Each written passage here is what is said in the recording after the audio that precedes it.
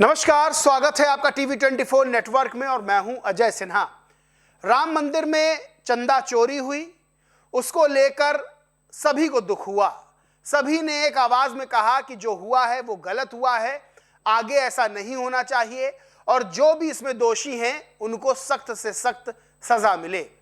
सरकार ने भी इस मामले को गंभीरता से लिया, एसआईटी का गठन हुआ और जो इस मामले में दोषी थे उन सबको सलाखों के पीछे भेजने का काम किया गया और यह सुनिश्चित किया जा रहा है सरकार की तरफ से कि अब इस तरह की चीज ना हो और बहुत से परिवर्तन भी किए गए।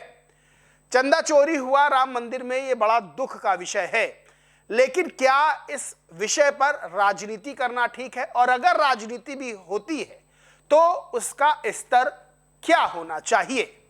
दरअसल संसद के बाहर जिस तरह से एक नाटक का आयोजन किया गया, जिस तरह से विपक्ष के सांसद, चाहे वो राहुल गांधी हो, चाहे पप्पू यादव हो, चाहे समाजवादी पार्टी के सांसद हो, चाहे अवधेश प्रसाद हो, इन्होंने जिस तरह से एक नाटक आयोजित किया राम मंदिर में चंदा चोरी को लेकर, क्या वो ठीक है? क्या इस नाटक से हिंदू आस्था को नुकसान पहुंचाने की कोशिश नहीं की गई है? क्या इस नाटक से भगवा का अपमान करने की कोशिश नहीं की गई है? क्या इस नाटक से ब्राह्मणों का, पुजारियों का अपमान करने की कोशिश नहीं की गई है? यह बड़ा सवाल खड़ा होता है। दरअसल संसद के बाहर विपक्षी सांसदों ने चंदा चोरी का मुद्दा उठाया। ठीक है, मुद्दा उठाना चाहिए, गलत हुआ है, आप उठाइए, सरकार को घेरिए, लेकिन जिस तरह से नाटक का मंचन किया गया उसको लेकर सवाल खड़े हो रहे हैं।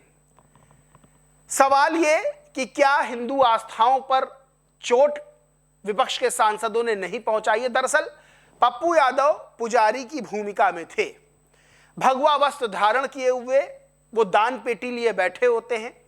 राहुल गांधी, डिंपल यादव, अवधेश प्रसाद और तमाम और सांसद समाजवादी पार्टी के, वो आकर उस दान पात्र में चंदा डालते हैं और वहां से पप्पू यादव उस दान पात्र को लेकर भागने लगते हैं। उनको विपक्ष के दूसरे सांसद, उनके साथी सांसद पकड़ते हैं। अब इसमें दिखाने की एक कोशिश की गई है कि जो पुजारी है वो चंदे की रकम लेकर, दान पेटी लेकर भाग रहा है और उसे भगवा वस्त्र पहनाया हुआ दिखाया गया है। क्या विपक्ष के सांसदों को यह समझ में नहीं आता है, विपक्ष को यह समझ में नहीं आता है कि भगवा वस्त्र सनातनियों का एक ऐसा रंग का कपड़ा है जिसे वो बहुत सम्मान देते हैं? भगवा वस्त्र संत धारण करते हैं, पुजारी धारण करते हैं और अगर चंदा चोरी वहां हुई तो क्या भगवा वस्त्र का कथित तौर पर अपमान किया जाएगा? क्या पुजारियों का अपमान किया जाएगा? क्या ब्राह्मणों का अपमान किया जाएगा? ये तमाम तरह के सवाल खड़े हो रहे हैं। इसको लेकर बहुत से लोगों ने ट्वीट भी किया है। विनोद बंसल हैं, वो लिखते हैं, हिंदू द्रोही, राम द्रोही नेताओं के जमावड़े को तो देखिए। सनातन को समाप्त करने वालों की गैंग कथित चंदा चोरी के नाम पर संसद भवन परिसर में ही किस तरह कर रही है सनातन का अपमान। जिन लोगों ने राम मंदिर के लिए एक नया पैसा नहीं दिया, जो अभी तक दर्शन करने नहीं गए, वे आज लोकतंत्र के मंदिर में पूजा और दान का ढकोसला करते हुए हिंदू आस्था के प्रमुख स्तंभ पूज्य संतों और पुजारियों को चोर बताकर उनका किस प्रकार घोर अपमान कर रहे हैं। पप्पू, राहुल, अवधेश या अखिलेश जैसों ने क्या कभी मौलवी या पादरी बनकर वक्फ बोर्डों या चर्चों में हुए महाभ्रष्टाचारों का मुद्दा उठाया है? संपूर्ण हिंदू समाज की आस्था, विश्वास और पूज्य जनों पर किए गए इस कुठाराघात के विरुद्ध अविलंब कोई कठोरतम कदम उठाया जाना जरूरी है।